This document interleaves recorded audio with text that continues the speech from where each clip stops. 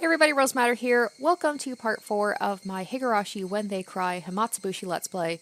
We learned a couple of interesting tidbits in the last episode, one being that Akasaka is actually an amazing mahjong player, and that worked out to his benefit because he managed to meet up with the informant, who let him know that the Onagafuchi Defense Alliance knew from the start that there was a undercover police officer somewhere in Hinamizawa, and considering that he just happened to pop in, he's a new person, it's most likely they know it's him, and that's terrifying. So now he's going to have to be extra cautious, and only bad things can come from this. So of course I'm excited to get back into this and see what will happen next. So let's get into it. Alright, so first things first, you guys told me I should go back and do that tip with the 2 boxes, and I should choose the red box. So I'm just going to go ahead and skip to that part there and see what happens. I'm sure there's going to be some sort of reference being like, well, normally in the real world you're not able to just go back and make another choice, but this isn't the real world, so... Alright, so let's open the red box. I wonder if it knows that I've already chosen the blue box? Let's see. Have you thought about it? In the end, you chose this color, didn't you? As soon as you chose, the other box disappeared. So you can give up the contents of that one, okay? That's the rule. Now open up the box you chose. Inside the box there was a piece of caramel. Right now you're thinking, that's it? That's right, the contents of the red box and the blue box were a piece of caramel and a stick of chewing gum. Okay, so it must have known that I'd... Because the last one, it didn't tell me what the other choice was. You might have thought you made the wrong choice before, but now seeing them together like this, you can't really say that either choice was the wrong one. Well, I guess everybody has their personal preferences. If you prefer caramel to gum, for example, which I do, you're definitely thinking of choosing to open the box again based on that preference. The clear choices you wanted were basically this. The selfish desire to open up both boxes and compare the contents, then pick the one most suited to you. But you see, reality is the same as this game. If you pick one, the one you didn't choose disappears. So there's no way you could check the result. If at that time, if you had done this, or perhaps if you had done that, then it wouldn't be hard to imagine you could be happier, or perhaps less happy, than you are right now. In the end, you only have the pleasure of approving of or being disappointed by the choice you did make. But that's fine. After all, didn't you enjoy the thrill of making the choice? If, like now, you knew the contents of both boxes, then the choice between the red box or the blue box would just be a waste of time. Because instead of this boring game about boxes, you could be looking at the quickly changing evening summer sky, listening for the distant sound of thunder and pondering if it's going to rain or not. That would be much more fun. Alright, there we go, we did it. So, that was kind of cool, that it seemed to know that I had already chosen one, so it's like, okay, well, you know, in real life, this isn't how it goes. You don't get to know what both options are, you just have to choose what you think is the right thing at the time. Okay, let's get back into the main story now. I had a restless night's sleep. I did nothing but turn over repeatedly during a night that seemed like it lasted for eternity. Even then, I eventually fell asleep at some point, not realizing how high in the sky the sun had risen. I shook off the urge to go back to sleep. It was then I noticed the phone was ringing. The time was almost 10:30 in the morning. It was clearly too late for a wake-up call. Akasaka-san desu ka? Ohayou gozaimasu. Ooishi desu. Waking up to the sound of Ooishi's voice was a little too much of a shock. My delicate ears were ringing. But thanks to that shock, I was suddenly wide awake. どうも。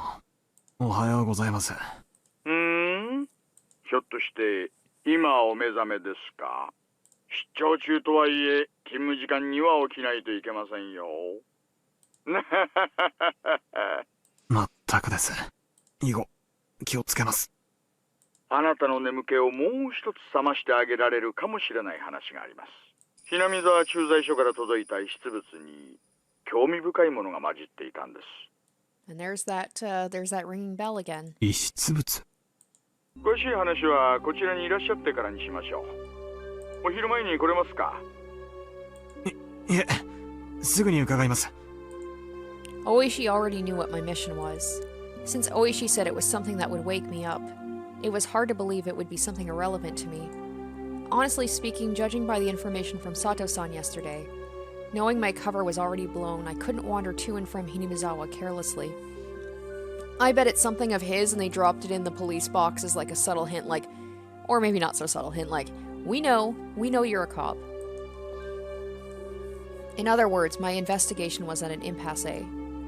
If there was some information there that could put me back on the trail, that would be nothing less than a stroke of good fortune. After vigorously washing my face, I pulled on my jacket and hailed a taxi, heading towards the Okonomiya police station. おお、来た来た。天才ジャンシ様の到着だ。遅くなって申し訳ありません。で、一体何が出たんですか？ With absolutely no intention of reminiscing about last night's mahjong game, I pressed him to get to the point. Ooishi, anticipating I would act that way, cut to the chase without any resistance. 先ほども申し上げましたが、今朝ひなみ沢の駐在所から遺失物が届きました。 Lost items that were turned over to the police box were sent to the Okonomiya station after the paperwork was filled out. Ooishi pulled out a plastic bag from a drawer and laid its labeled contents on the desk. 財布ですか？でしょうな。中には小銭はあってもお札はなかったもんなんで、スリが中身を抜いた後に捨ててったのかななんて思ったんですがね。最初は。 I didn't understand how this wallet so far removed from Tokyo could possibly be related to the kidnapping. Okay, so I thought maybe it was something of his, but I guess not. If it had drawn Oishi's attention, it would have to be something dramatic, like if the wallet belonged to the missing grandchild. That would be absurd. Like something that convenient would happen. If that was it, then there was probably initials written on the wallet. Like the initials of Toshiki Anugai, the minister's grandson, T.I. Thinking like that at this point, I didn't suppose that this wallet was something that could get Ooishi so excited. Ooishi, after putting on a pair of disposable plastic gloves, handed me a pair of the same.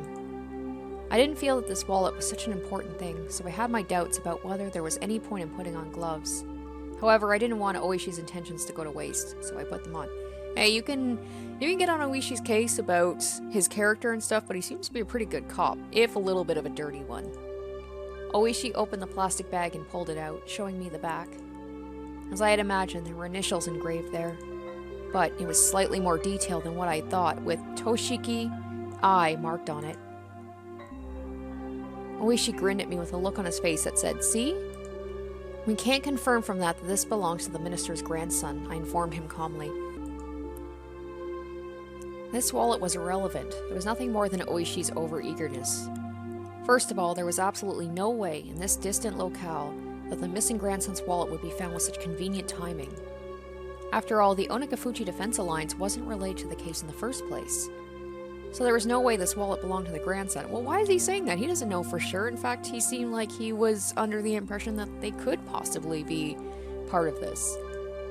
Why I wanted to decide that was the case, even I didn't really know. Yeah, it's like he's in denial. It's like he just wants to go back to Tokyo, so he wants to just write this off as just coincidence. Even though what should have been a top-secret case was leaked before I had even been dispatched. In this situation, how could I say this was definitely unrelated? Would it be more prudent to pay attention to this wallet? It had only been a couple of days since I arrived in Hinamizawa, but in those couple of days, due to the number of remarkable events, my nerves might have become just a little frayed. Shaking my head slightly, I cleared it of unnecessary thoughts.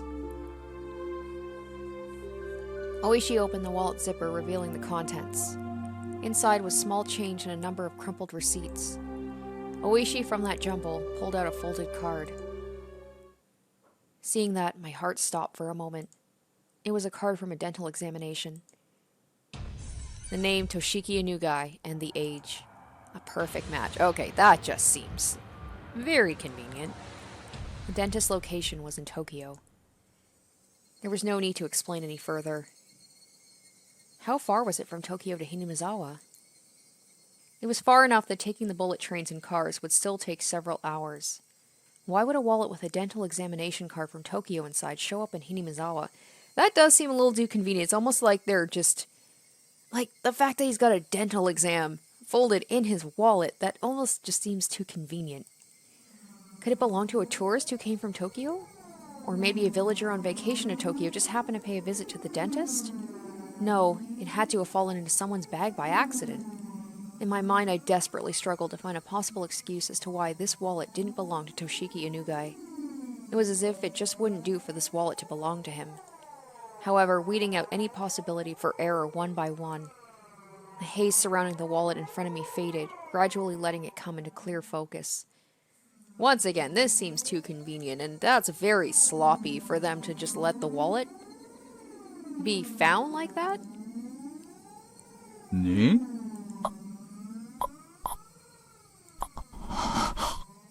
I felt a shiver of electricity run up my spine.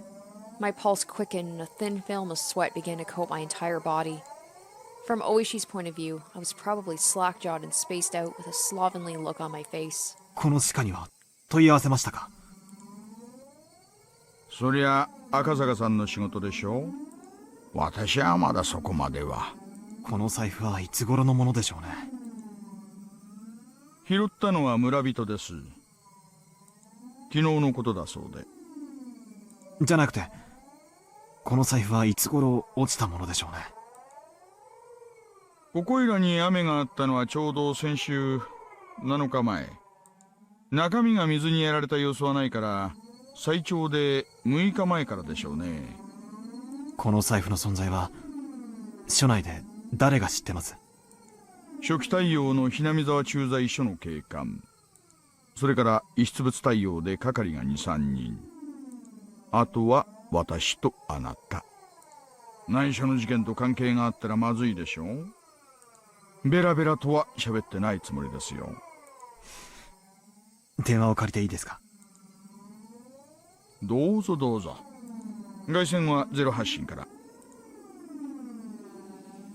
I dialed the phone number inscribed on the examination card. I could hear my pulse pounding inside my head. Could there possibly be something so absurd? The addresses on the receipts and cards inside the wallet were all from around the area where the grandson lived. The name on the examination card was also a match.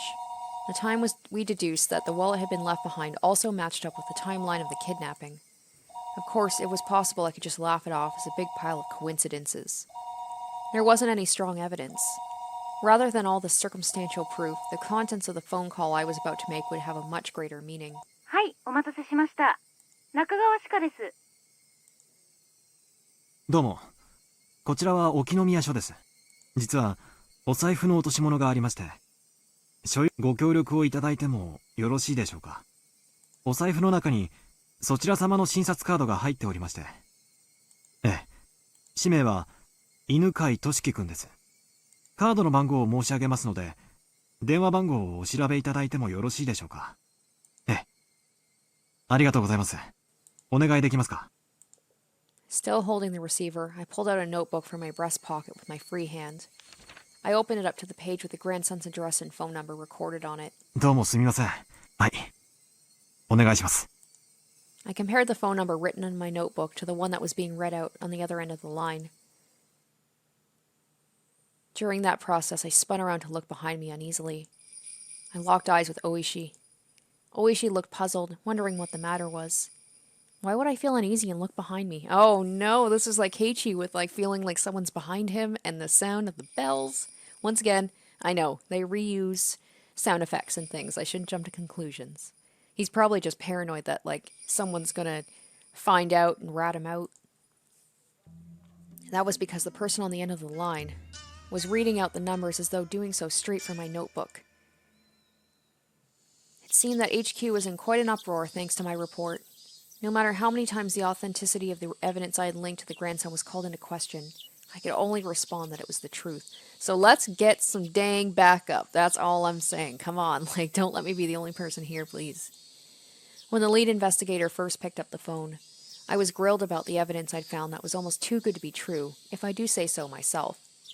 But after having doubt after doubt dispelled, he fell into silence. The receiver was finally handed over to the section chief.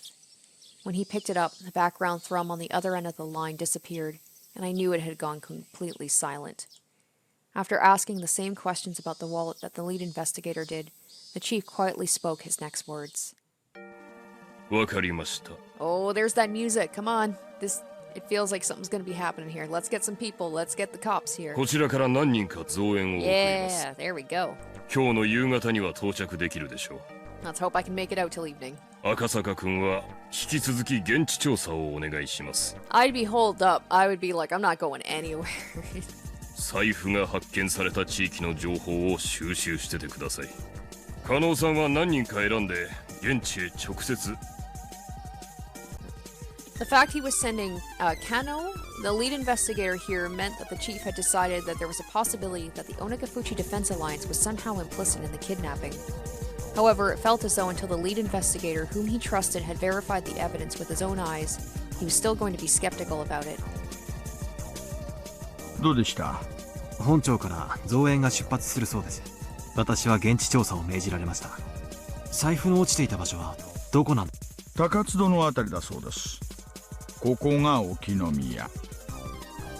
ずーっと行ってここがひなみ沢で、さらに上流にぐーっと上がっていくとこの辺が高津戸です。 Ooishi explained where the wallet was found by pointing to locations on the map on the wall. This place called Takatsudo was even more remote than Hinamizawa was. Great! Yay! Remote places where I'm going to be going by myself. 高津戸界隈はほとんど民家なんかありませんよ。昔の廃村です。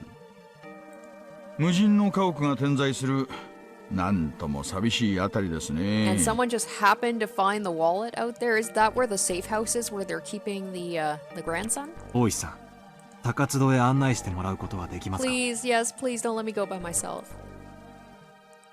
構いませんよ。赤坂さんお一人ではなかなか自由にひなみ沢に出入りはできないでしょうからね。It feels dirty, like having to kind of rely on Ooishi to protect me, get me around. 無論また野球帽とマスクをしてもらうことになりますが。 That Ooishi had agreed to accompany me was very reassuring. If Sato-san's information was to be believed, my cover had been blown. I wasn't sure if the villagers had realized the fresh meat dispatched from public safety was the tourist that had visited the village yesterday. In other words, me. Oh, there's the whole thing about fresh meat. So creepy. But deciding that they hadn't noticed would have been overly optimistic. Given a cursory thought, Takatsudo, where the wallet was found, couldn't be ruled out as a hiding spot for the kidnappers. The Takatsudo area didn't have any residential buildings, nor was it alongside a highway. There wasn't a reason for even the locals to go out of their way to visit it, and all the more weird reason that someone went from there all the way to Hinamizawa to drop off the wallet. It almost feels like this is a trap. I don't know. It was exactly what you would call a long-forgotten ghost town at the end of the road. You couldn't ask for a better place to hold a kidnapped grandson. Also, you couldn't get to Takatsudo without passing through Hinamizawa first. Those several conditions made the area all the more important. I couldn't brush it off any longer. There was no longer any doubt that the Onagafuchi Defense Alliance, or somebody hired by them, was involved in the kidnapping. If that was the case, then the fact that this wallet was found might have already been leaked to them. Yes, exactly. They even knew so much as how the Public Safety Division was operating. The case of the wallet couldn't be something they didn't know. In that case, there was a possibility the enemy was lying in wait. Exactly, this feels like a trap. This just feels so convenient. To dive alone into enemy territory, surrounded by enemy territory, to say the least, required an amount of courage, nay recklessness, that I just did not have. 大石さんの同行がなければ、そうおいそれと踏み込めない村でしたので、ご協力いただけて本当に助かりました。正直なところ、またお金を要求されるのではと思ってましたよ。Don't say that. He's gonna be like, oh, I didn't think about that. それは正直を言えば、ひなみ沢なんか好き好んで行きたがはないですからね。運賃でも弾んでもらいたい気分ですが、でも一緒にタコを囲んだ友人の頼みとあれば断るわけにはいきませんしね。 So I'm wondering if I hadn't just been so good at mahjong that now he seems to respect me more, would he have agreed to do this?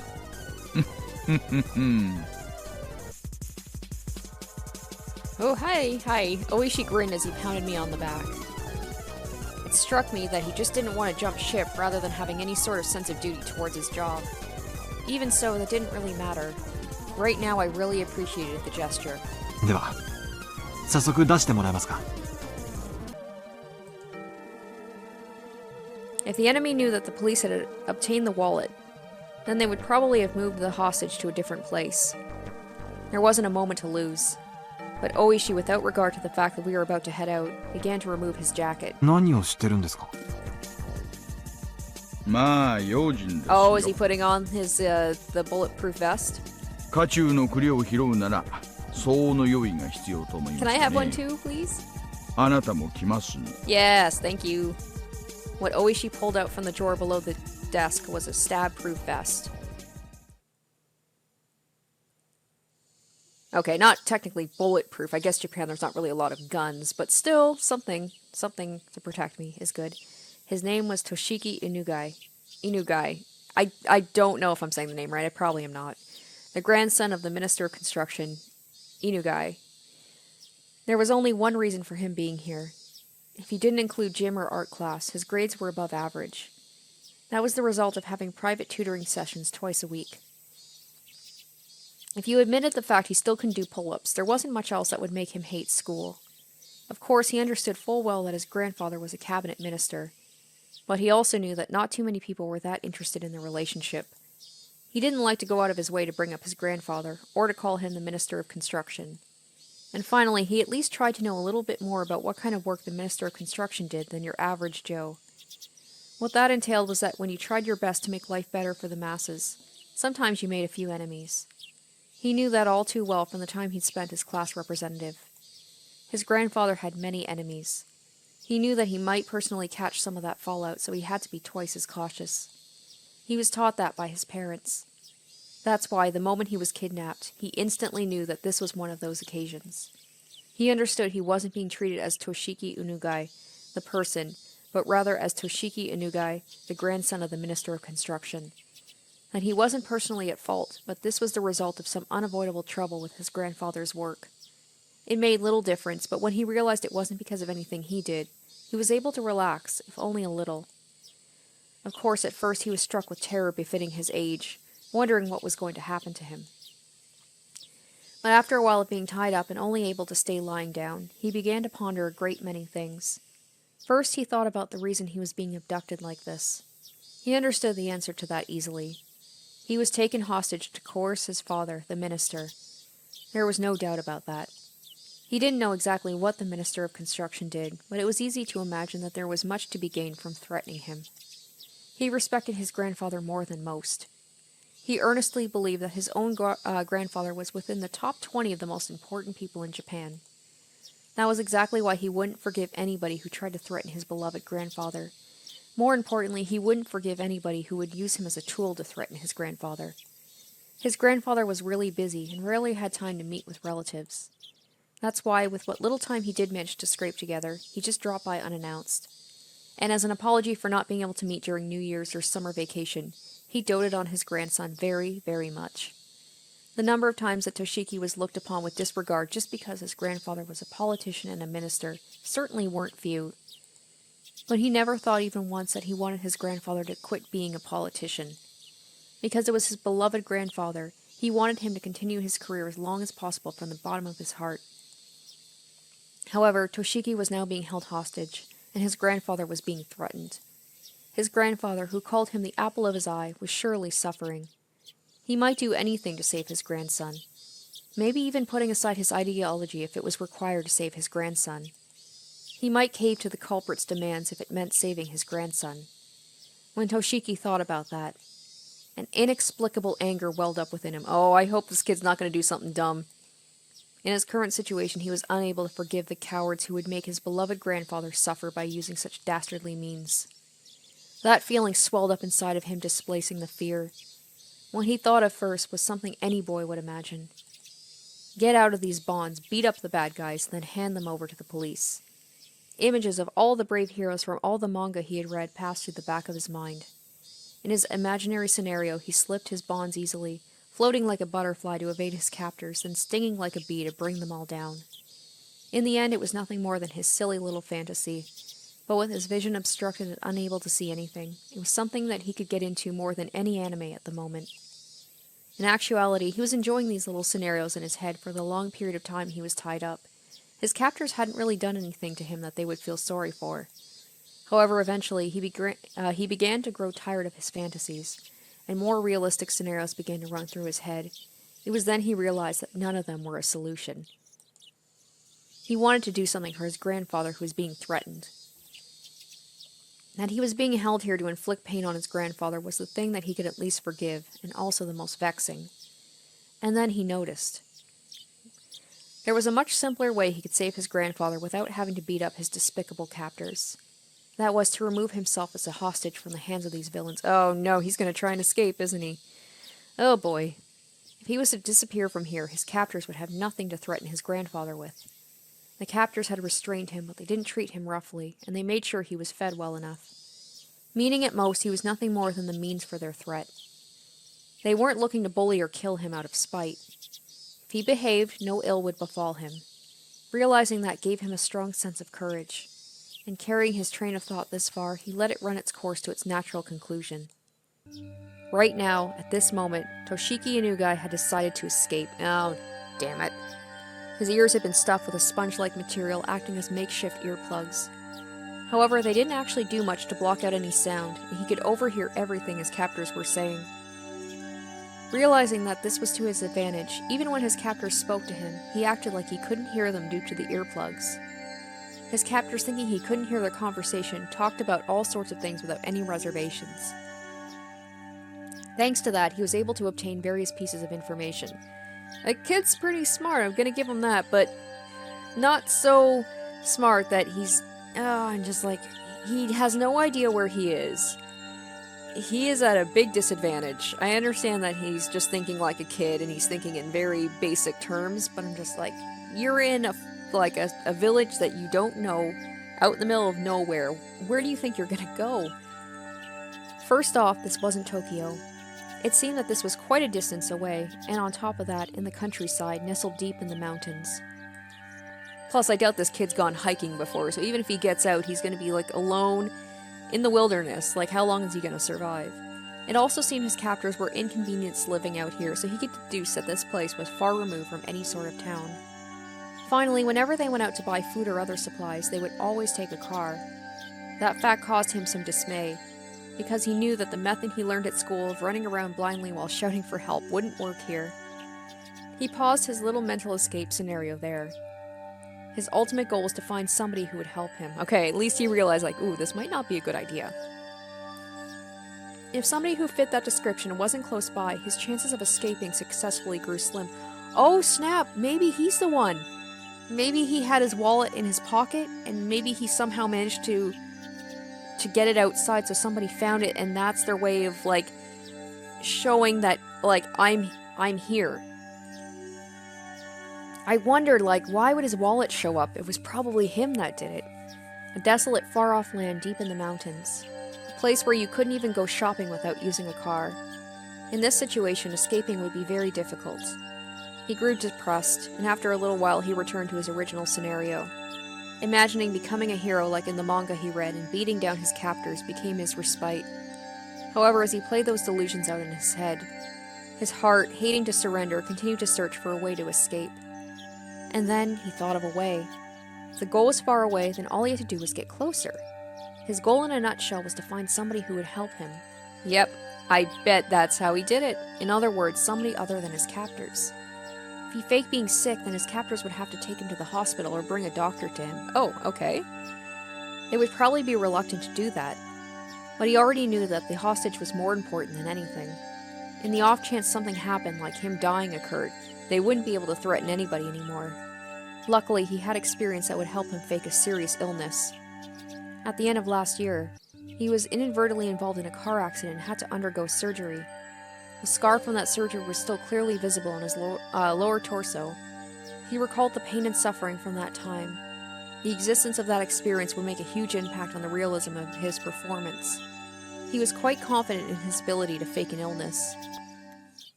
His captors at first took that as a sign he needed to use the washroom. Untying only his arms, they tried to bring him while he was still blindfolded. But he didn't try to get up. His hands now free only clutch at his abdomen as he writhed in agony. おい、どうしたんだ？腹でも痛いのか？ He still had his earplugs in, so he had to pretend he didn't hear his captors asking the question. He was about to nod, so he hurriedly had to stop himself. どったんね。小僧が腹を押さえてるよ。腹痛かな。 His captors looked down on his suffering form for a bit. One of them proposed a course of action, while another laid his doubts that Toshiki might be faking it. どったんね。腹痛むんかい？そいつ、耳を塞いでるから聞こえてないぜ。参ったんな。腹痛に効く薬なんかあらんね。薬局行って買ってくるか。腹痛って言ったっていろんな薬があるだろう。症状がわからないうちはいい加減な薬は買えないぜ。腹押さえてるし。便秘やん。便秘薬でも買ってくれば収まるやんね。間違って飲んでも死なんしな。決めつけるなよ。盲腸とかかもしれないだろう。俺のおじさんがさ、昔急になったことあってよ。あれはかなりビビったぜ。One of the captors leaned over beside the boy. One of the captors leaned over beside the boy who was bent over in agony. かわいそうにな。全身汗だらけじゃないかよ。腹か？痛むのか？おいおい、痛むんならあんまり抑え込んじゃかえって悪いぞ。Damn, good acting on this kid. Realizing his captors were concerned about his stomach, he inadvertently let his shirt right up, letting the scar from his surgery come into plain view. His vision was still obscured with packing tape, so he couldn't see the reaction to his scar. But his captors were taken aback, and judging from their momentary silence, he'd obtained the reaction he was looking for. おい、やばいぜ。この手術跡、そんなに昔のものじゃないぜ。その小僧、熱出てるんかいね。体温計あるん？あるわけねえよ。でもすごい汗だぜ。おでこは結構熱いと思う。緊張状態が続くとさ、昔の傷なんかに応えたりするって聞いたことあるぜ。じゃあどうすんよ。薬じゃ治らんちゅんてんか？何の手術跡か知らねえけど、とにかくまずいだろう。下手すると命に関わるぜ。まずいんて。こりゃ本当にまずいんて。医者に見せた方がいい。このままじゃ突然ぽっくりいっちまう可能性だってあるだろう。 Toshiki Inugai, with those few words, knew that the situation was progressing exactly as he had envisioned it, and snickering to himself on the inside, pressed his act even further. He didn't even need to see to know that his captors were panicked, and were running around like chickens with their heads cut off at this troublesome turn of events. 診療所連れて行くか？そりゃまずん。先生を連れてくる方がいいね。入江の先生か？ I was wondering if it was we were gonna go see Coach. いいのか？大丈夫か？人質に何かあったらまずんね。しゃあない。緊急事態やん。One of the captors hurriedly left in the car. Another of the men, completely shaken up at this point, wiped the sweat from his forehead with a handkerchief. It looked like they were bringing a doctor. As long as the doctor wasn't an accomplice, the doctor was his goal. Well, I mean, any normal doctor would be like, why do you have this kid just, like, in this shack out in the middle of nowhere surrounded by a bunch of men? It's like, I'm going to assume that they're not going to have him blindfolded and tied up when he shows up. He was someone he should seek help from. His captors were probably wary of that happening. They would be prepared for it. This would all come down to luck. Some of the sweat emerging from his brow was from nervousness. At that moment, the packing tape that was covering his eyes and ears was torn off. The burning light that he was seeing for the first time in several days hurt his eyes. After that, the gag that made it hard for him to breathe was also removed. 大丈夫か小僧。今お医者を連れてくるからな。しばらく我慢してろな。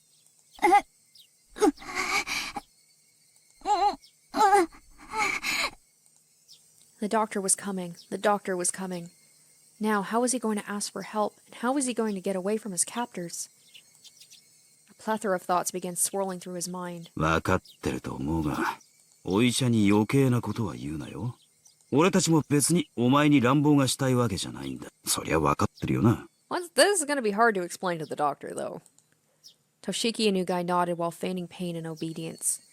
His expectations and the enemy's expectations. Whether they doubted he was faking his illness or not, They knew what his goal was and would try to stop it. His stomach contracted from the stress of this gambit, making it seem like his stomach really was starting to hurt. No, it really was. But there was no reason to panic. If he failed with his approach to the doctor, there was nothing to lose. If there was something to lose, it was this method of faking illness to get in touch with the doctor. If he could think of other methods from here on out, it wasn't much. But at the present, this was the easiest and most dramatic way he could think of. The more he thought about it, the more it looked like this was his first and last gambit. Eventually, he heard the sounds of a car approaching once again. So, okay, the wallet was found, they said, in this area. I was thinking maybe, like, if he could somehow slip his wallet inside Coach's, like, coat pocket or something, but they said they found the wallet in this area, so... Oh, or maybe that did happen. Maybe he somehow passed his wallet off to Coach, and then Coach, like, he said, oh, it was found in this area, and had it sent over to the police so that it was kind of a subtle way of letting them know what was going on. And that way Coach could, like, pretend like, oh, I'm not going to say anything, but maybe they work together and they get help. The sound of the car doors being hurriedly opened and shut. The sounds of several footsteps approaching. Hey, buddy! Good to see a familiar face. A young man in a white medical coat. As he acknowledged the boy, a suspicious look showed itself on his face. 彼は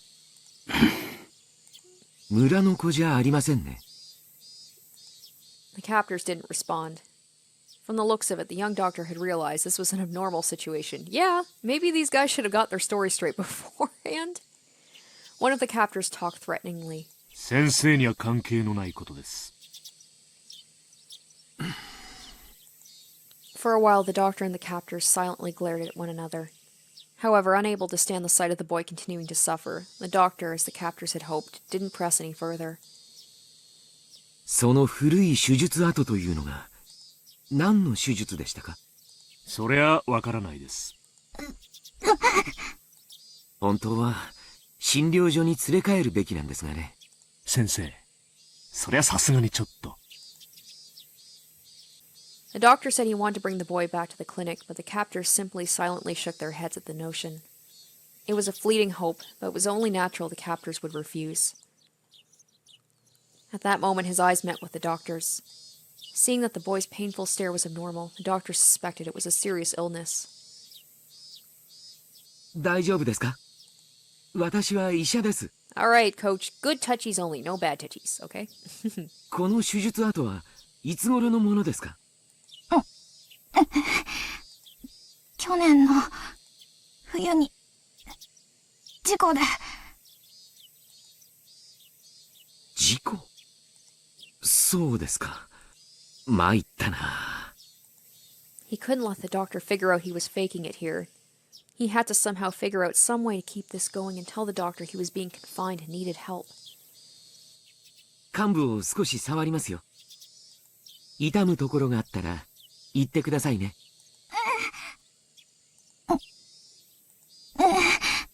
Seeing that it was extremely painful, the doctor crossed his arms and began to ponder. He had to somehow get himself to a hospital. To Toshiki Inugai, faking this illness was the performance of a lifetime. Now, don't overact, though. Okay, alright. So, I'm wondering if my wallet's hypothesis is going to be correct. We'll have to see. Because they are not going to let him take him to the hospital. 皆さんもご苦労さんなことです。お暑いでしょうが、せいぜい頑張ってくださいよ。不法投棄のダンプが現れたらすぐにご連絡ください。急行いたしますのでね。ご協力感謝しますよ、大石さん。どうぞ。A gap wide enough for a single car was opened up in the barricade. Ooishi, showing his gratitude, or perhaps a threatening attitude, with a short beep on the horn, rolled the car forward through the checkpoint. This time, my appearance was the very embodiment of the word suspicious. A baseball cap, mask, and sunglasses. On top of that, even though it was sweltering, I was wearing a hoodie. Any respectable police officer would be loath to not stop me for questioning. I had meant to be overcautious, knowing full well my face was known. But it might have already been too late for that to have any use. Using that as an excuse, I doffed the unbearably hot hoodie and windbreaker, ripped off the mask and hat, and threw them in the seat behind me. ありゃいいんですか？こんな小細工したところで、どうせ割れているでしょうから。そりゃまあそうでしょうな。Ooishi, probably thinking my unexpected behavior was funny, continued to laugh. The beautiful and pristine scenery of Hinamizawa spread out before me. The village itself would have been quite beautiful if it weren't for the complicated circumstances surrounding it at the moment. I would absolutely love to take Yuki here for a drive one day. Come to think of it, I didn't get a chance to call her last night. I played around with the idea in my head, but in reality, this village wasn't all sunshine and rainbows. I had heard everything at the prefectural headquarters. At the heart of this village, the intelligence network that the three families wielded was, due to blood ties and regional relationships, unbelievably well organized. Their net spread not just around Hinamizawa itself, but encapsulated the entirety of the city of Shishibone as well. When I first heard that, somewhere in the recesses of my mind, I didn't take it completely seriously. How could a local organization out in the boonies here have something so grandiose? I couldn't deny that somewhere in the back of my mind I had ridiculed the thought. But not only were they really threatening the minister, but they had demonstrated they had a complete grasp on our movements, which were supposed to be top secret. They were almost like the secret police that controlled a small Eastern European country like in some spy novel. The villagers here wouldn't bat an eye at getting their hands dirty if it meant fighting the dam project. I also heard something like that at the prefectural headquarters. Now that you mention it, when I first arrived here, Ooishi also said that this place was a war zone, didn't he? The residents of this village were at the same time freedom fighters.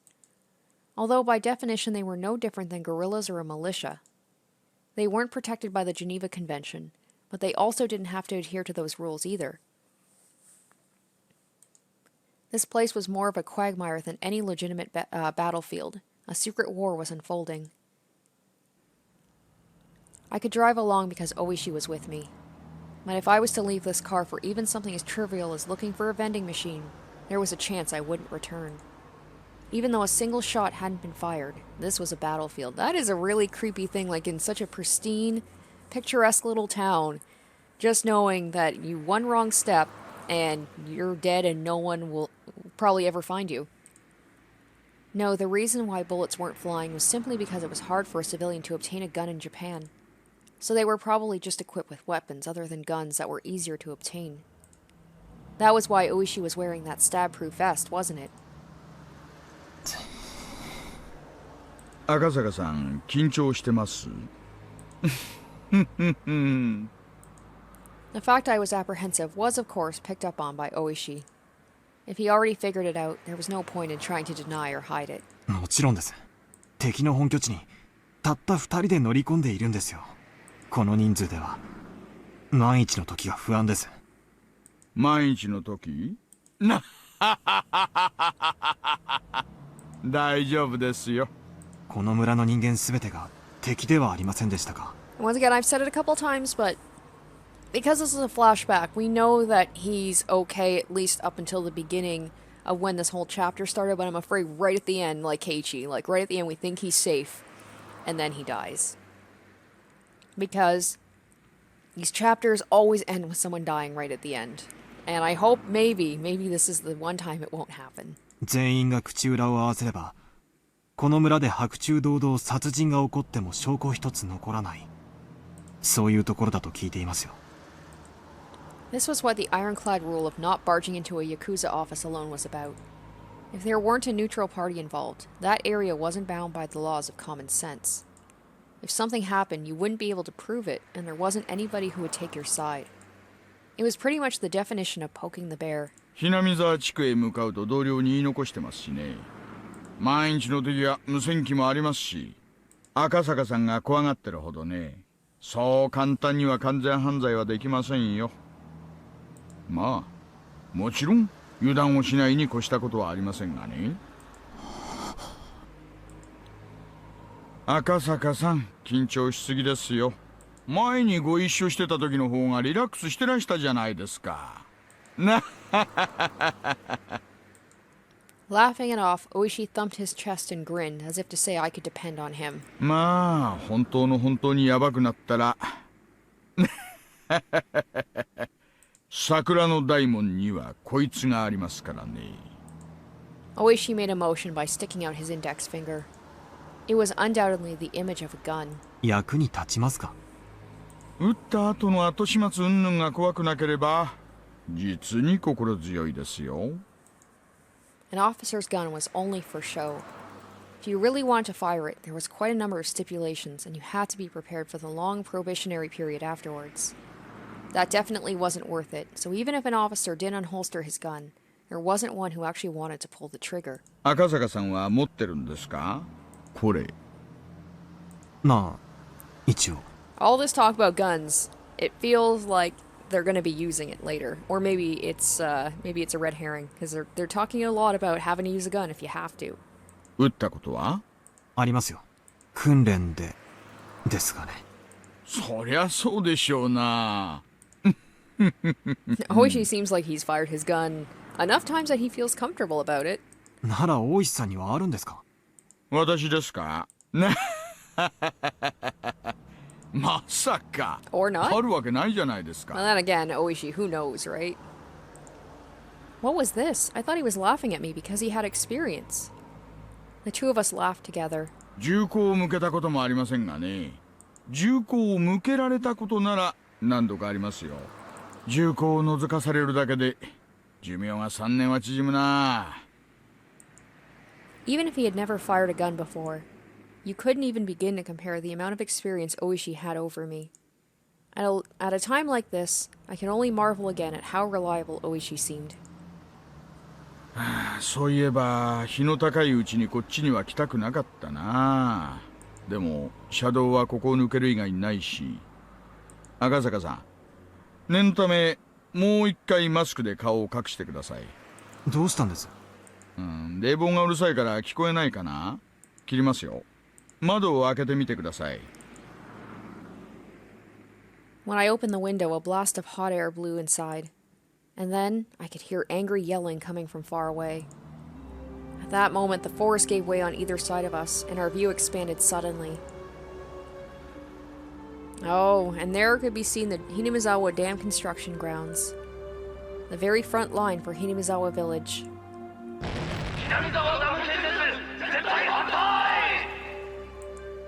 The crackling blare of someone's voice sounded over an enormous loudspeaker. The roar of angry voices continued to rumble. The incredible volume had become a veritable sound cannon, spewing out its ammunition.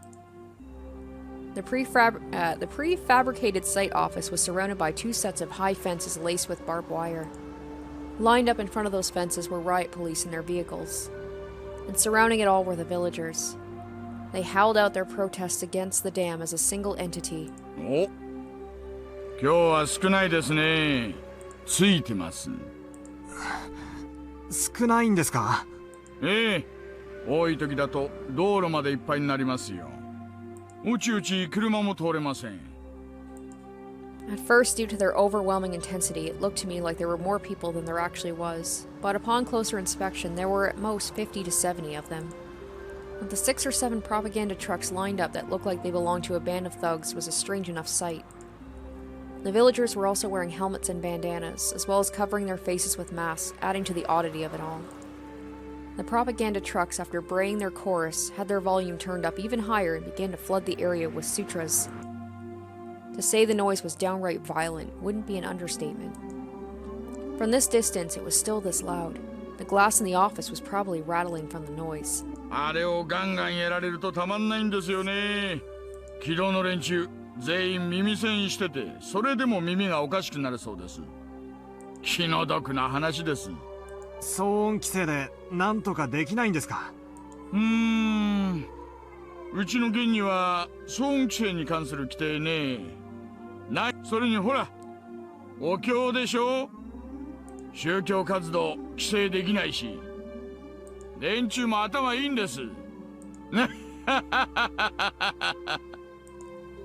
It's what I think Ooishi said.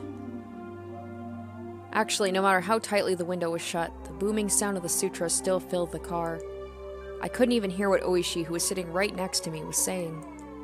As the car approached the line of propaganda trucks, the blare became difficult to bear. It wasn't enough to just plug my ears with my fingers. I had to hold my head to keep my skull from splitting apart. If I had seen this terrifying energy sooner, I would have probably understood what Hinamizawa was much quicker. Now I knew. They wouldn't blink an eye at sacrificing themselves in order to protect their hometown, or sacrificing someone else. Ah, so goddamn noisy. Shut up, shut up, shut up. My head throbbed and felt like it was going to split apart. My eardrums crackled, and on top of it all, I felt like I was going to throw up. With the road crowded with the throng of squatters, the propaganda trucks, and the riot police's vehicles, it was in no way easy to get by. Even if you tried to shoo the squatters with the car horn, they were also wearing earplugs, oblivious to noises from the outside world, and wouldn't easily move. The car could only inch forward at a snail's pace. Even then, the car eventually got through, starting to leave the tumultuous noise behind. ほら、昨日一緒に麻雀やったメンツにお年寄りさんいたでしょ。覚えてます？ I remembered that there was an older person who didn't exactly mince words. Yeah, that's the construction foreman, isn't it? The guy that Ooishi called Old Man. いらっしゃいましたね。彼ね、第一航空の現場監督さんなんですよ。 And we know what happened to him eventually. あそこのプレハブの中でイライラしながら仕事をなさってるんでしょうね。お気の毒なことです。あれが毎日ではたまったものではないでしょう。耐えかねて辞めちゃう人が後を絶ちません。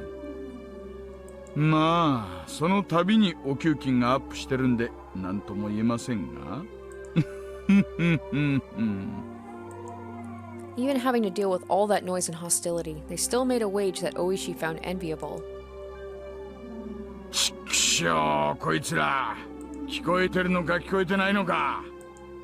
A group of squatters were in the way of the car. Ooishi, sufficiently annoyed, laid into the horn, but there was no indication they were moving anytime soon. In this din, could they not even hear a car horn? Or did they hear it and were being malicious? If there was any riot police nearby, they would have made people move, but it just so happened there weren't any around here. もう、ちょいと待っててください。Ooishi opened up the door. The hot air and even more heated roar of the crowd spilled into the car. Ooishi said something as he grinned widely, but I couldn't hear what it was. He was getting them to move. Something like that. Ooishi stepped out of the car and closed the door.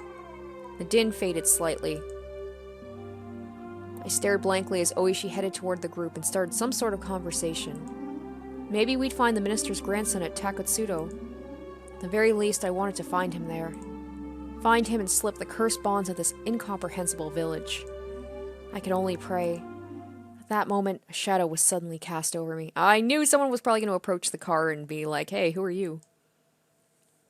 Somebody was standing right outside the passenger side window, blocking the sunlight. I spun around, looked up, and I realized who the backlit figure was. Who? Rika! Rika! And she's got that look on her face. It was a girl. It was Rika Furude. She probably knows exactly who I am, even with the mask on. The girl stared down at me with a bored look in her eyes. I didn't have any justification for it, but I felt like I had been found by somebody I shouldn't be found by. I bet she's going to be like, "I told you to go back to Tokyo." To fill the silence, I raised my hand as I mouthed a meek greeting. Of course, there was no way she heard my small voice in this clamor. But even then, she should have seen me wave my hand in greeting. In spite of that, she simply stared down at me with a cold look on her face. At that moment, the noise and heat spread throughout the car once again. Ooishi had returned to the driver's seat. Taking a look, the group that were blocking the road had started to move aside while glaring our way. お待たせしました。行きましょうか。Ooishi registered the figure of the girl behind me. One of the villagers came over and picked her up. In a manner of, "It's dangerous, so get away." It was then that she whispered one or two words. However, I couldn't hear any of it. Oh, I wonder if she's telling them, "That's him." さて、行きましょうかね。 And they probably know where we're heading, so... 飛ばしますよ。もちろん、法定速度遵守で。 Well, it feels like we're just walking into a trap. As if to shake off the still audible angry voices, Ooishi floored the gas. Along with the roar and the din of the shouting, the villagers and the girl quickly disappeared behind us. この先を抜けると高津戸地区です。銃撃戦の覚悟は大丈夫ですか？ So said it so casually. 安全装置外すの土壇場でとちらないでくださいよ。Ooishi laughed mockingly again. I was more concerned with what that girl had said, however, as I was vaguely bothered by it. What was she trying to say with that apathetic and candid expression? 今から緊張したって仕方ないですよ。むしろ収穫がなくて勇み足って可能性だって十分にあるんですから。But there was no longer a way to confirm what that girl had tried to tell me. It might have been that the girl who warned me to go back to Tokyo again, or else, was saying to me who was here now, ignoring that warning. 警告したのに、バカなやつ。I had the feeling she said something like that. Oh, okay, okay. I hope we do see more Rika in this episode. We saw a little bit of her before, but now it seems to be about going to go get the grandson. So, if you were to call Hinamizawa a rather lonely village, then Takatsudo was outright desolate. For your everyday city boy like me, I just couldn't understand why anybody would force themselves to live here. There were signs that people had, but they were all covered in dust or enveloped in ivy, indicating it was all abandoned. こんなところにも人は住んでいたんですね。まあ昔の話でしょうな。こんな偏僻なとこじゃ年寄りには辛いですし、若者だってもう少しまともな土地に住みたいでしょうしね。後を継ぐ者がいなきゃ最後にはこうなるってことでしょうな。Even if I had no personal attachment to the village, seeing the disused buildings made me feel a little sentimental. It seemed that Ooishi also felt the same way. こんなところで財布が発見されたんですか？財布の取得者もよくこんなに偏僻なところに通りかか It's ったも gotta の be ですね。Coach. It has to be Coach who put that wallet into the lost and found. ああ、村人には山の中に畑を持ってる連中がいましてね。そういう連中は朝晩ここを通りますから。畑仕事の村人たちは早朝や夕方にここを徒歩で通ると？ Because I doubt anyone else all the way out here would go all the way to Hinamizawa just to drop that off in the lost and found. I don't know. まさか。行けるところまでは車で行くでしょうな。早朝や夕方にこんなところを走行して落ちているたった一つの財布を発見できます？できたんでしょうな。取得者はどこで取得したと言っていますか？もう少し先を行ったところにある茂みです。取得者はたまたまお腹が痛くなってちょいと茂みで用を足そうと思ったらしい。それで偶然見つけたらしいんですよ。I'm wondering, is that just a excuse, or is that true? Did maybe Coach drop the wallet somewhere for someone else to find? I don't know. I'm still of the belief that Coach did something because I want to believe he didn't just leave that boy there without wanting to do something to try and have people find him. 中にちり紙でも入ってるのを期待したんですかね。話ができすぎているように感じます。 Exactly, yes. 財布発見の当初からそういう違和感が拭えません。 I expressed that feeling that I had from the start of the day quite frankly. It seemed too good to be true, but it was unwavering proof. But it was too perfect, sickeningly so. That was my feeling. できすぎってな、案外当たってるかもしれませんよ。というと？実は四課のお友達からちょいと聞いたんですがね。園崎お涼が大臣の孫の誘拐事件について言及したって話なんです。言及した？大臣の孫ももう誘拐されてから何日にもなってかわいそうだ。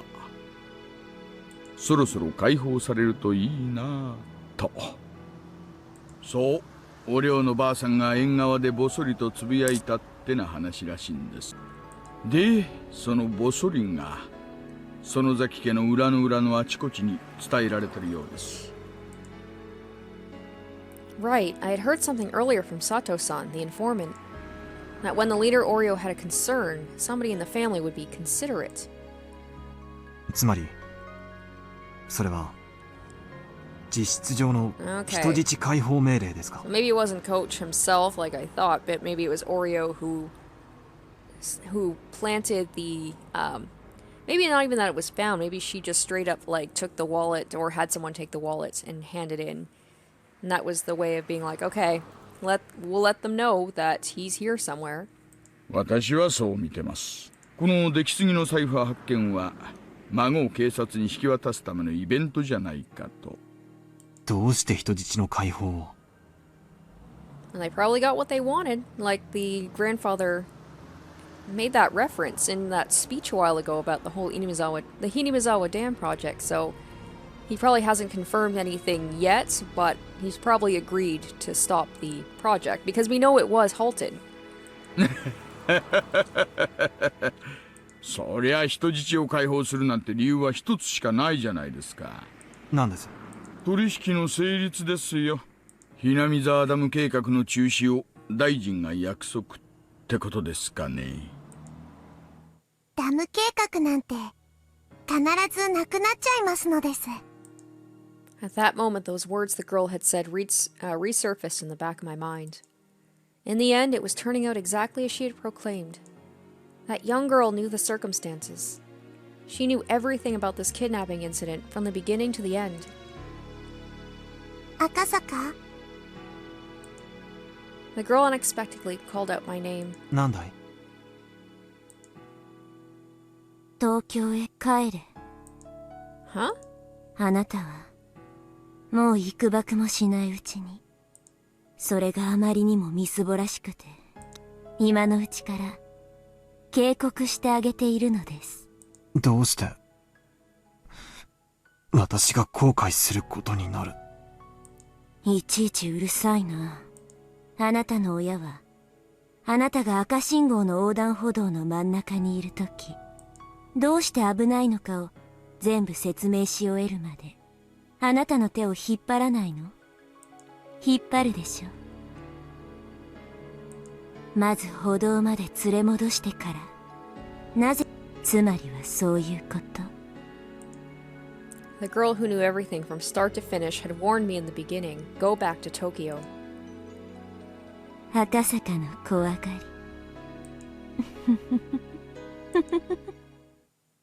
孫は無事見つかるでしょうが、その後はいろいろと厄介な問題になるでしょうな。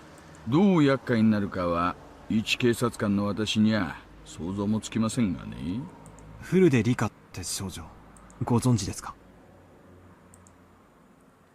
What I had said was such a non sequitur that Ooishi sat in stunned silence for a while. もちろん知ってますよ。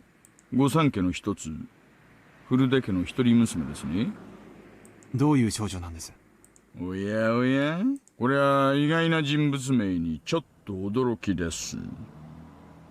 公安では古出家が臭いと睨んでおられるわけで、私にも情報を分けてくださいよ。あ、いや、そういうのじゃないんです。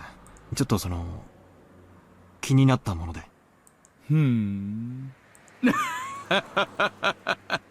まあいいや。同じ卓を囲んだ友人の質問なら答えないわけにはいきませんからね。友人と呼んでいただけて光栄です。で、あのお嬢ちゃんはね、まあ村のマスコットみたいなもんです。村中の誰からも愛されてます。中でも年寄り連中には特に崇められてましてね。崇められる？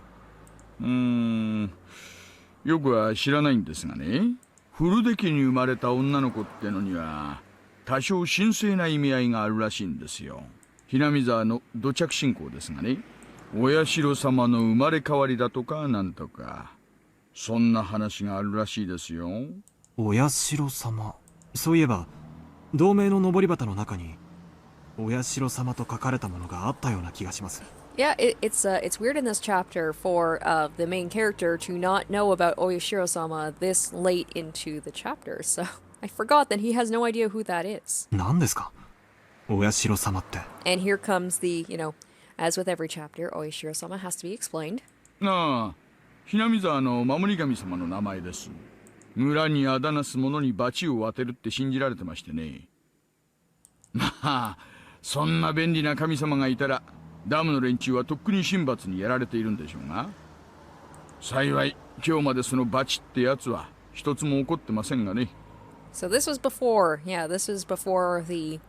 It's weird that it just started, like, in the past few years, these quote-unquote sacrifices seem to have just started up again, because like Ooishi said, like, nothing like that has happened yet. 村にあだなす大臣の孫が、お社様の怒りに触れ、なんて言いましたっけ？ There's got to be an explanation. I'm guessing in the answer arc they're going to explain why these deaths just started happening in the span of a couple of years. そう。鬼隠し。大臣の孫を鬼隠しにしたと。そういう筋書きになるわけでしょうか。なるほどな。そういうことになるんでしょうな。お社様が下した神罰。なら、犯人はお社様の生まれ変わりである、あの少女。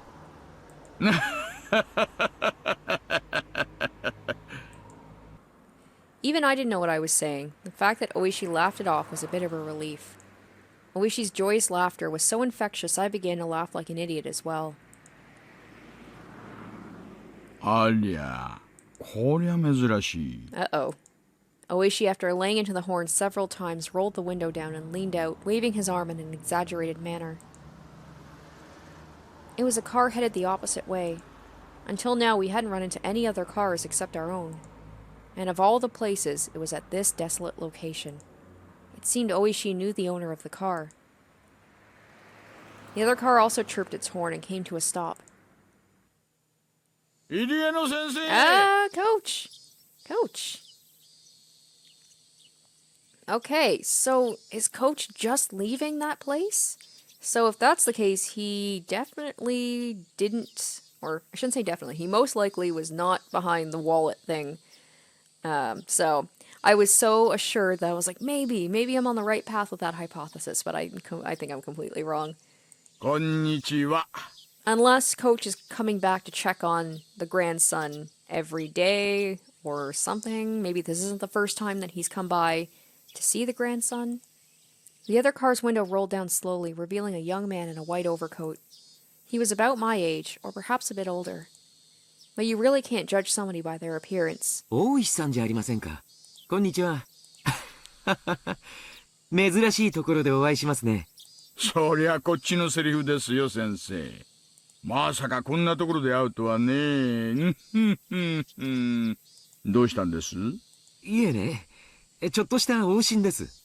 ありゃ、そうですか。休館とかでしたか。いえ、そんなに大したことではありませんでした。よかったですよ。お医者の世話にならずに済むなら、それに越したことはないです。ではこれで、急いで戻らないと、スタッフに怒られますんで。診療所長さんも大変です。ではでは、お気をつけて。The young doctor named Eerie, after gesturing his farewell, drove forwards and soon disappeared around a corner. Ooishi also drove forwards, but soon came to a stop again. He pulled out a worn map book from the dash. His expression didn't have an ounce of irreverence. He was perfectly serious. どうしたんです？今日は診療所は往診の日じゃないはずです。よっぽどの休館か、特殊な事情のある患者ということになりますね。See, like I said, Ooishi, he's on the ball. Dirty cop, but a good one. Good intuition. Ooishi flipped through the pages, opening up the map of Takatsudo. After that, he took a look around and started to figure out what our current location was. その休館が怪しいということですか？言ったでしょう。高津戸地区にね、住んでる人なんてほとんどいないんですよ。今私たちがいる道はここ。入江先生はこの道に対して。Having no sense of our surroundings, I couldn't digest anything about the place he was indicating on the map. 私たちは財布の取得場所を目指しています。ちなみに取得場所はここ。でもね、高津戸地区にわずかにある民家に向かうには、そもそも道が違うんです。つまり入江医師は民家のない方角から来たと。山間の段々畑で農作業中に誰かが倒れたってのでない限りね、人が倒れて医者が呼ばれたら普通は連れ帰って詳しく調べるもんです。でもさっき理恵医師は大したことはなかったと言いましたね。車には他には誰も乗っていなかったようですし。Ooishi didn't say any more than that. I also said nothing more. That doctor just now examined a patient. Close by. Only that. The noisy radio had suddenly gone quiet. The sky had just suddenly turned an oppressive color. As Ooishi mused it might start to rain, a torrential downpour started, as though trying not to disappoint him. Eventually, Ooishi stopped the car. The only sounds to break the silence were the percussion of the rain on the roof and the soft squeak of the windshield wipers.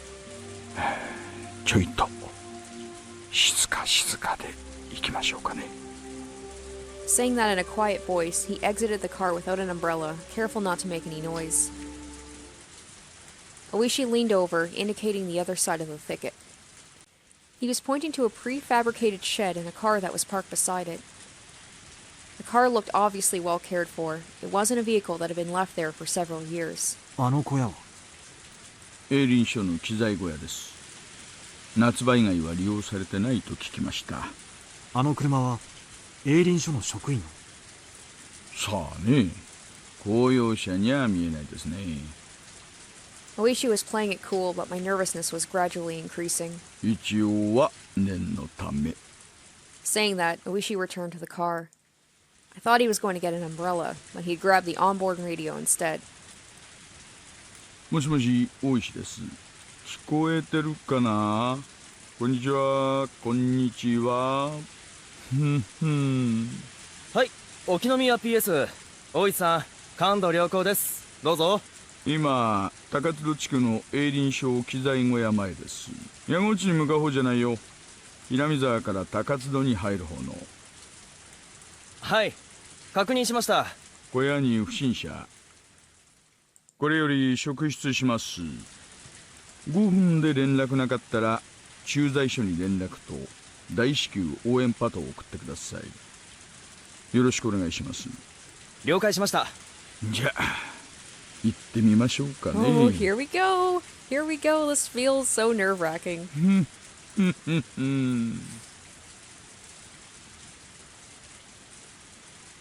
Since he was first confined here, he had heard the sound of a car multiple times.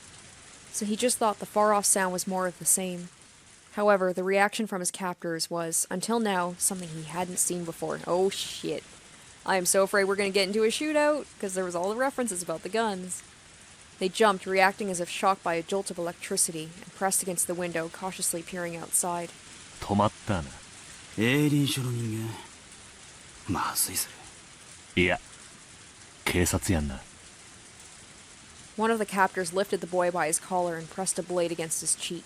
お兄ちゃん、ちょい静かにしててな。分かってると思うけど、大声出したりすると大変なことになるからな。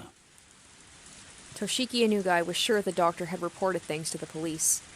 He had felt relief when he thought he was saved, but not imagining that his captors would resort to violence when they were cornered. His anxiety remained unabated. どうする？時間稼いでる。小僧連れてちょい裏から抜けな。ほとぼり冷めたら打ち合おう。One of the perpetrators grabbed the boy by the collar and forced him to stand. Of course, Toshiki Inugai tried to resist by feigning his illness had been aggravated by his rough treatment, but his captors paid no heed. Bang, bang, bang. The door was violently banged upon. ごめんください。こんにちは。Bang, bang, bang, bang. The door was banged on again. Toshiki Inugai hesitated for a moment to respond to that voice by yelling. However, while he was being indecisive, his mouth was covered, taking that option away from him. The leader of the captors waved at the others to go. The younger perpetrator nodded in response, and while keeping the boy's mouth covered, started heading towards the back door. はいはい。何かご用かいね。どうも。警察ですがね、ここちょっと開けてもらっていいですか。急な雨で困っちゃいましてね。ええ、今開けます。The moment the lock was undone, Ooishi forced the door open. And with a gleam of menace in his eyes, he pushed the man aside as he stepped into the room. Then, in the small and empty room, he was able to quickly discern the boy he was looking for was nowhere to be seen. あれ、私はここは営林署の機材倉庫だって聞いてたんですけどね。何にもありませんね。There was nothing inside the room that would indicate this was an equipment shed. There was only a mountain of blankets indicating someone was sleeping here, alongside empty food packets strewn about. ああ、ここはずいぶん前から空っぽさね。機材がしまってあるところなんて見たこともねえわ。でも営林署の建物でしょ。あんた営林署の人。あんたこそ誰よ。警察？ The two of them glared at each other suspiciously. Both Ooishi and the man steadfastly refused to reveal their identity before the other did. The man, judging from the sharp look in Oishi's eyes, realized it would be hard to talk his way out of this one. No matter what he said, the most time he could buy would probably be only for a few dozen seconds. Only the sound of rain filled this tense moment. Just then they heard the sound of a struggle from far off. Ooh, I'm wondering if, Akasaka, did he go around the back and maybe he caught them? Ooishi had a hunch. There was no doubt that Akasaka, who was circling around back, had run into the perpetrators who were trying to slip away. Yes, come on. Yes, there's that music. As Ooishi thought that, the man in front of him reacted a moment faster. The man swung with an attack that was more intended to obscure Oishi's vision rather than actually hit him in the face. Seizing his opportunity, the man aimed a kick at Oishi's groin without any hesitation. But he missed his mark and was unable to land the critical blow. The man trying to pin Ooishi grabbed him by the base of his neck with both hands and fiercely tried to push him down. But as Ooishi fell backwards, as if kicking the man upward, he dug his foot into the man's midsection. With that leg acting as a fulcrum, the man was flung by the falling Ooishi as if by a circle throw. The two of them squared off in the pouring rain. 面白いじゃないの。俺とやろうってか。ね。He's also tougher than I was expecting. You know, older guy, obviously doesn't take the greatest care of himself, but still able to throw down when he needs to. Ooishi, as if trying to cheer himself on, grinned smugly. He then stood up while brushing the mud off himself. Even though he countered the assault, Ooishi was getting up rather awkwardly compared to the man who he threw, who swiftly sprang to his feet. Okay, maybe I talked too soon. Oi-san! Hayaku! Akasaka's voice rang out from the distance. Judging from the distress in his voice, he was already engaged in a fight and wanted Ooishi to reconvene with him. But Oishi's hands were full as well. Akasaka-san! 申し訳ない!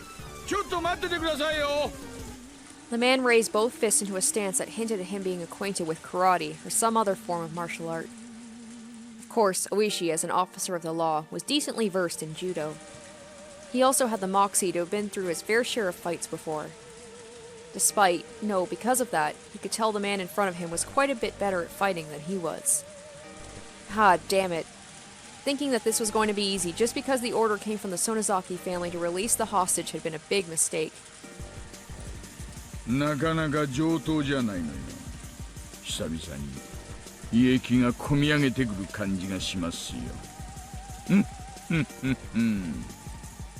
Ooishi played off the situation like it was no sweat. His opponent, seeing his attitude, took that to mean Ooishi wasn't going to go down easily. The man wildly charged forward, attempting to grab Ooishi.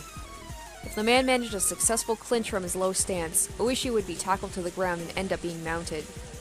It was something you saw often when children fought, but it really was a bad position since you couldn't do much once you were in it. Ooishi, responding to that move, also lowered his stance to collide with the man head-on. The moment they clashed, Ooishi grabbed the man's lapel. Lapel? I don't know what a lapel is. I don't know what part of the body that is. As he yanked the lapel upwards, he smashed into the man's solar plexus with the elbow of the same arm. It was a move from Oishi's own personal brand of brawling judo. He then grabbed on with his free hand and attempted to throw his opponent with both hands. but the man lowered his center of gravity and swung his arms in a large arc, entwining them with Ooishi's.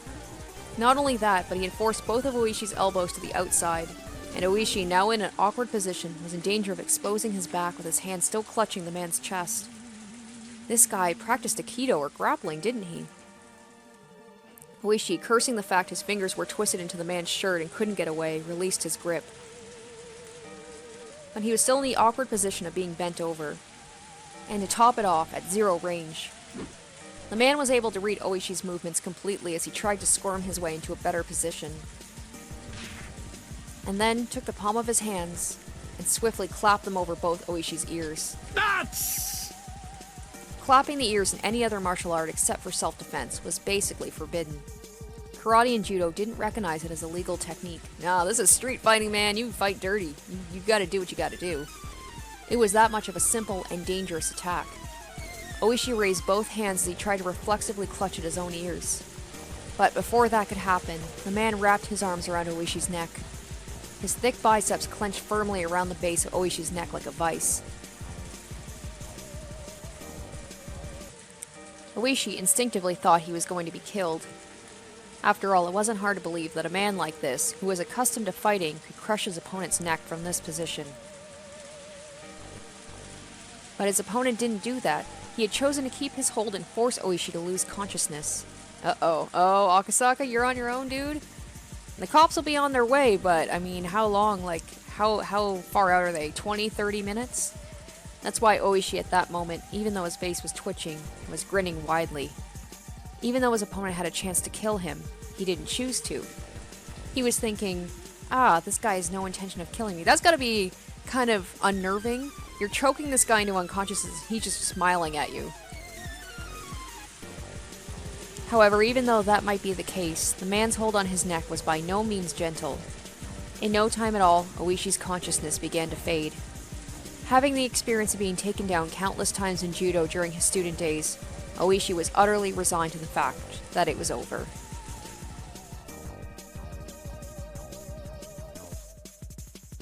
Alright, let's get to Akasaka. He's probably not doing so great. Akasaka was finally recovering from the intense pain of being kicked in a rather sensitive area. He had bumped into the captor carrying the boy by the back entrance. He had seen Toshiki Inugai's picture plenty of times, but wasn't able to immediately ascertain if the boy in front of him was the real deal, with his mouth covered in packing tape. Also, with his limited experience, it wasn't hard for him to panic over how to deal with the situation. Of course, the perpetrator didn't overlook this momentary lapse. His kick landed squarely in a critical spot, with Akasaka not even having time to call for help. As the man flung the boy over his shoulder, he headed toward the front of the shed. But upon hearing Ooishi's bellowing voice, he gave up going in that direction. He then dashed off towards the forest. As if the weight of the boy slung over his shoulder wasn't even there. Akasaka was lost for a moment. Meeting up with Ooishi, who was fighting with the enemy, was by far the safer option. But he couldn't just lose sight of the fleeing man. Akasaka stood up and chased after the captor's back. He ran through a short thicket, branches and fallen leaves crunching underfoot. The tips of branches raked and clawed at him, small scratches inscribing themselves into his body one after another. He kept on stepping into puddles and mud, and his shoes were soon filled with murky water. For Akasaka, traveling through this unexplored forest was, even though this was an emergency situation, extremely unpleasant. Tomare! Keisatsu da! As he said that, he regretted it immediately, as it was but a waste of breath. There wasn't a thief in the world that would politely stop when told to by the police. To a city boy like Akasaka, running through this forest was an arduous task. However, it must have been no easy task either for the man carrying the minister's grandson. He neither gained nor lost ground in his pursuit. Akasaka, upon realizing that, gained back a bit of composure. Just keep on chasing him. We're running in the same conditions. In fact, the man running with an awkward stride was at a far more of a disadvantage. They couldn't run forever. Eventually, he'd definitely trip and fall. As long as he was being hounded, he would definitely stumble. And soon his wish was fulfilled. The man who had stepped in something and lost his balance was no longer able to bear the weight of the boy, dropping him. Akasaka, in all honesty, didn't care about the perpetrator at all. just as long as he could ensure the safety of Toshiki Inugai. So if the perpetrator ran off by himself, it was perfectly acceptable. But it seemed Toshiki Inugai was important to the man as well, and didn't choose to just run away empty-handed. Akasaka didn't know what to do in this kind of situation. His first priority should probably be to ensure the safety of the boy, subduing his captor being less important. Grappling with the perpetrator wasn't something he planned on, but most likely it was either do or die. Akasaka's moment of indecision proved to be fatal. Fatal? I don't like that. Not fatal, come on.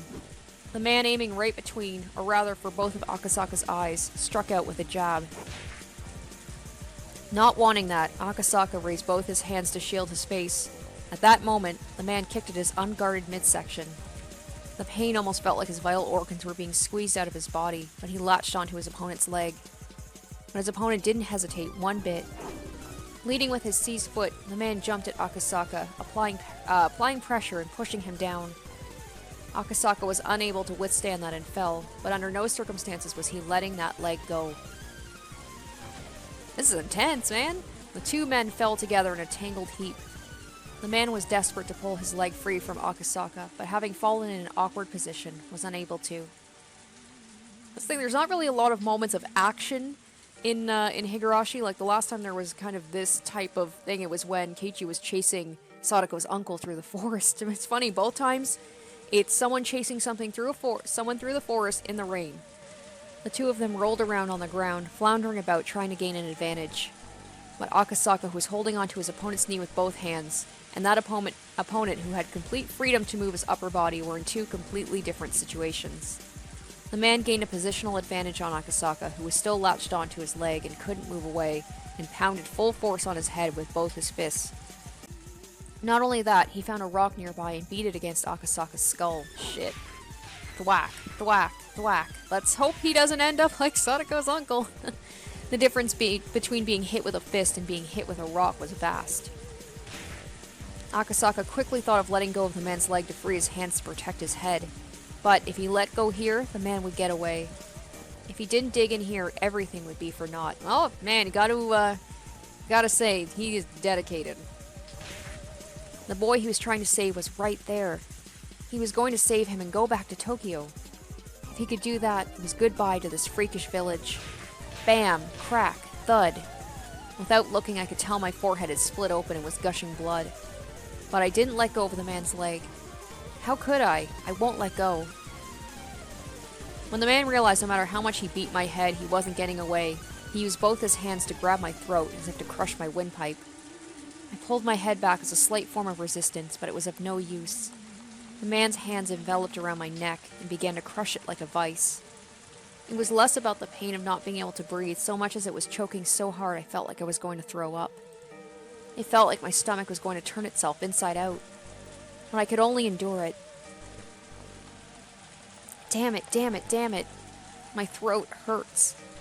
I won't let go. I can't let go. I didn't want to be here. I wanted to resolve this and go back to Tokyo. Go back to Tokyo and talk to Yuki, all about our unborn child. We were going to talk about our bright future. I had no intention of loosening my grip. However, it loosened just a bit and the man's leg came free. The man kicked as hard as possible and I tumbled backwards. My head was spinning and I was unable to get up right away. No, I couldn't even put any strength into getting up in the first place. Even so, I couldn't back down. If I let him escape now, this chance would never come again. Even just catching their scent was nothing short of a miracle. If we weren't able to get the minister's grandson back here, there wouldn't be another chance. The man tried to drag the boy to his feet, but the kid was displaying some unexpected resistance, allowing me to get up unnoticed. I grasped the rock the man had just beat me over the head with. Now it's my turn. The rock should be able to supplement what meager strength I had left, adding more than enough power to my attack. My fist, still wrapped around the rock, dug into the side of the man's torso. It seemed like it hurt him quite a bit. The man rolled around for a bit, clutching his side. Freed from the man's grip, the boy hid behind me. To the boy, those were the words he was waiting for the most. But the crisis was still not over. That was because even though he was still clutching at his side, the man had gotten up again and had taken a fighting stance. I could see in the man's eyes the resentment at the pain I had caused him, and the confidence that he could still beat me.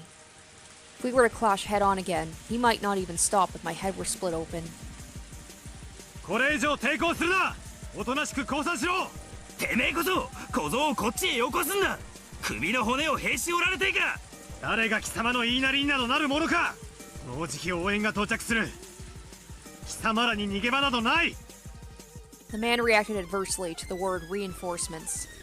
That was because he now knew arguing like this just wasn't just a waste of time, but put him closer and closer to danger. Realizing that, the man shifted mental gears almost too quickly. Oh shit, he's got a gun? Uh-oh. What the man pulled from his back pocket was, of all things, a gun. Yep.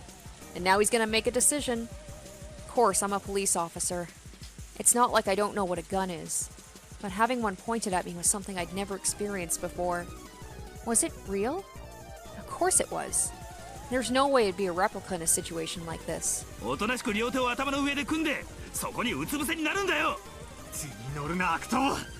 You villain, wow. He's talking like he knows he's in a video game.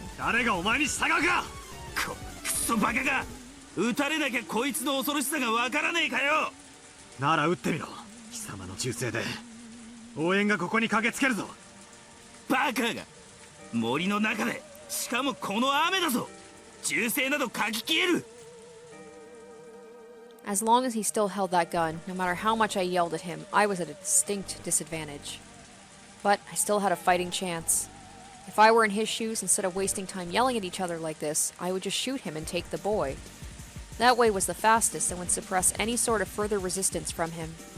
But the man was demanding my surrender without having fired a shot, meaning he either didn't want to shoot or couldn't.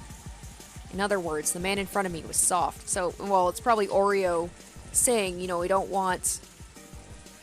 You know, if people end up dead, especially cops, that's gonna look bad on them, because eventually I'm sure it's gonna be linked to them.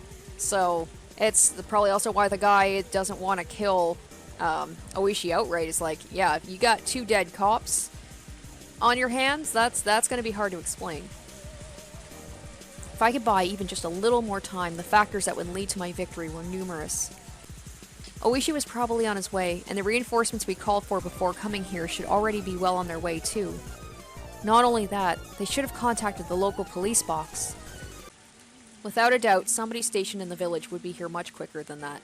Well, you hope so. You hope that the local police aren't in, you know, the Sonazaki's pocket as well. And I doubt they know about the kidnapping thing. They probably are keeping it on the down low, but I just...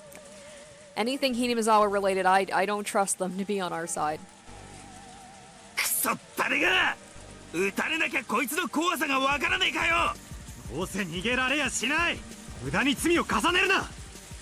At that moment, I heard the rustling of foliage and heavy footsteps approaching.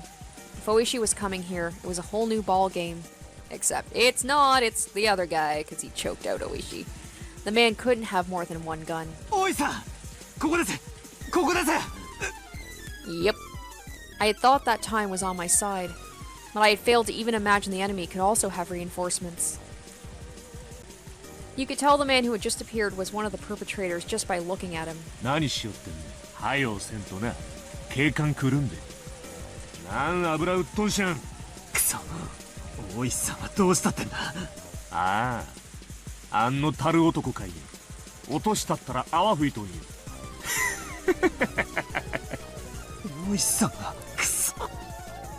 The boy, sensitive to the impending danger, curled up behind my back. How could this be? Damn it.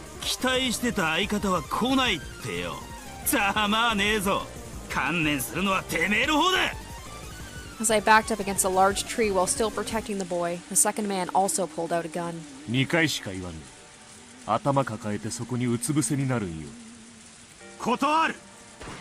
Oh shit. Oh shit. Wow, the other guy didn't hesitate at all. Bang. As I shouted in protest, blood erupted from my left shoulder. It took a few moments to register that I had been shot. Compared to the ones from in movies and TV dramas, the first actual gunshot I heard was simple and mundane. In fact, the sound was more akin to the small fireworks I used to buy from the corner store as a kid. But there was no comparing the pain. It was a fear you knew only after you'd been shot.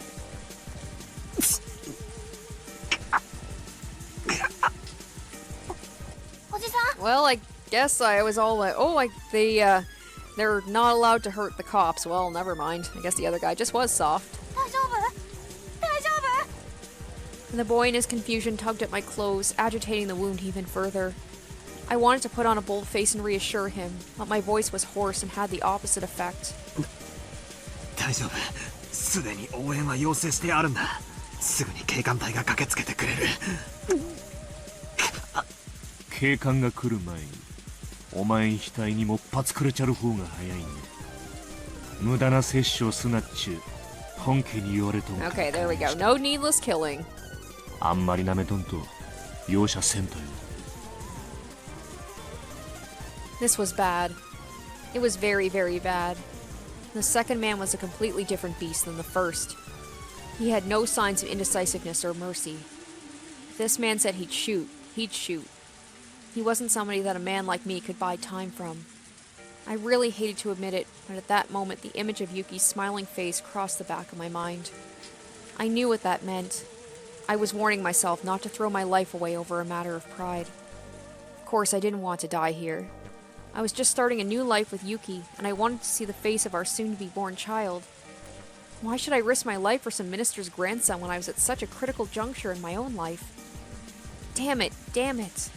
I need to stop rambling at myself. So what do I do now? Give up the boy and extend my own life? What a good idea.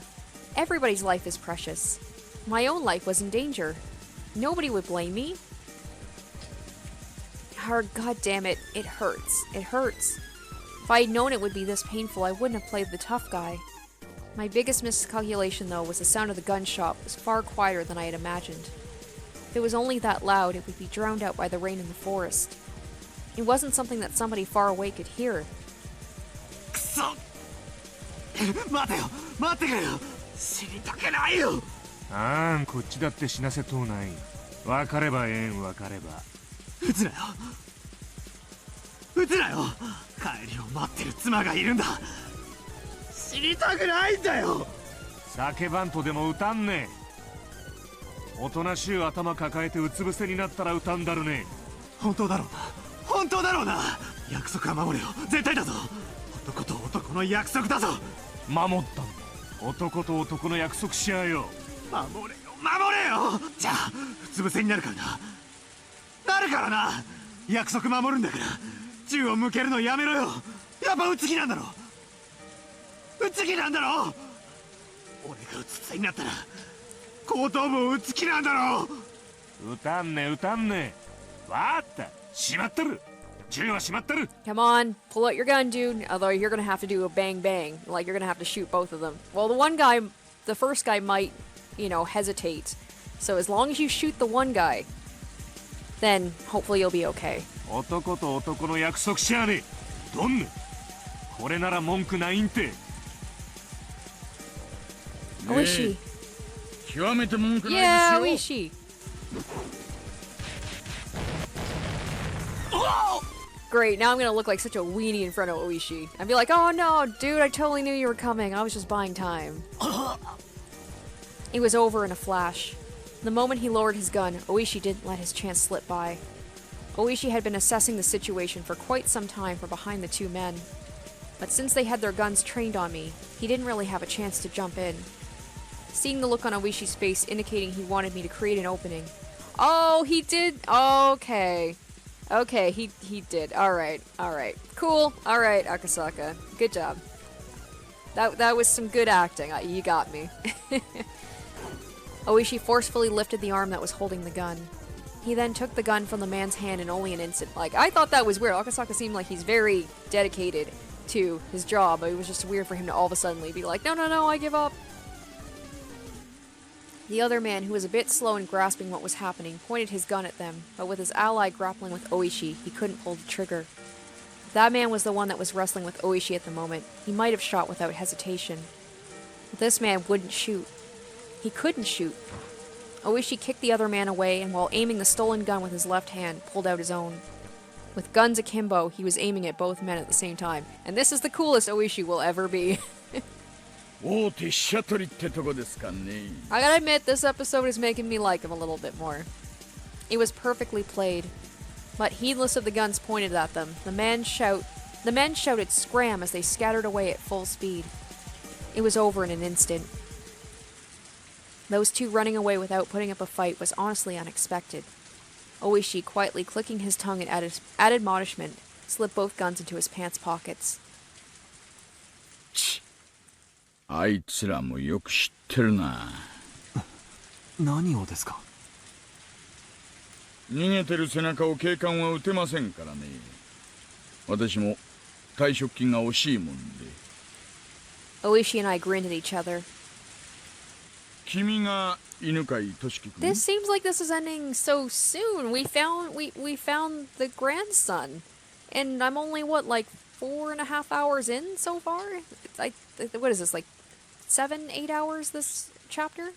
犬飼検察大臣のお孫さん? Like, I know this is one of the shorter chapters, but I still think it's at least, someone's told me that it's at least 6 or 7 hours. はい。これはでかい事件になるかな。どうせトカゲの尻尾切りになるんでしょうけどね。Yeah, there's gotta be more. More Rika. I demand more Rika. Ooishi smiled amusedly. The fact the Onikafuchi Defense Alliance, or rather the Sonazaki family behind them, was pulling the string was apparent, but proving it wouldn't be easy. That's why he has such a hate-on for the Sonazakis. And with apologies to Ooishi, this incident was unlikely to go public. If this caused an uproar, it would obviously lead to the minister losing his office. With HQ having decided that doing so was in the national interest, this would probably be cleaned up quietly. It might be a rough way of saying it, but this was born in the shadows and was going to die in the shadows. Ooishi probably already understood the implications behind this incident. とにかく非常線を張らせましょう。連中まだ一丁は拳銃を持ってるようですからね。それから犬飼君を保護して赤坂さんはすぐに病院に行かないと。As the tension in the situation faded, the pain from the gunshot wound in my shoulder blossomed once again. My forehead was also stinging painfully, and it had grown hot enough to start a fire. Thinking the tension had caused me to sweat, I wiped my forehead, but what came off was a large amount of blood. I realized my shirt had been stained bright crimson from the blood flowing from my head. I turned around. The boy was safe and sound. Without a doubt. There would probably be an investigation on the men who ran, but that was for another day. At this point in time, I could safely say we had cleared the major hurdle of securing the boy's safety. As soon as I recognized that, it felt like the lights in my head had been hit by a power failure. My knees buckled from underneath me, the ground there feeling as soft as a cloud.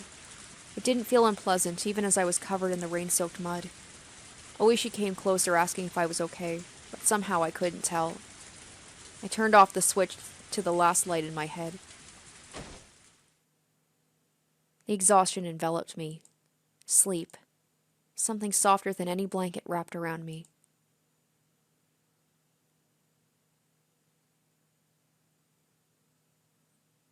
All right. Okay, this is not the end of the chapter. No.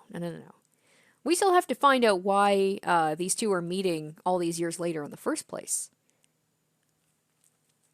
Okay, I'm glad there's only one tip because this is a very long episode. My goodness, that was intense though. Okay, let's check out the tip and we'll wrap it up.